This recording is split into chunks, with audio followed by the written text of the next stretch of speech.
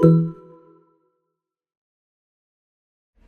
this guide, I'm going to show you guys how to add multiple photos or videos in one Instagram story.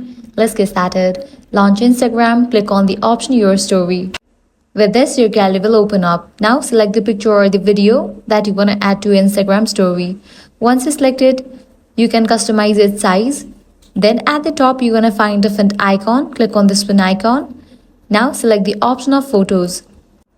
With that, your gallery will open up. Now go ahead and select the picture that you want to add to your story. Place it.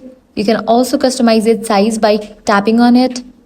By following the same steps, you can add other pictures as well. And that's it. This way you can easily add multiple photos or videos in one Instagram story. Once you are done, you can also edit it. At the top, you're going to find different option of Instagram. You can add music, text, filters, and click on the option Your Story. It will be uploaded. So that's the wrap for this video. If this guide helped you out, do not forget to like, share, and subscribe.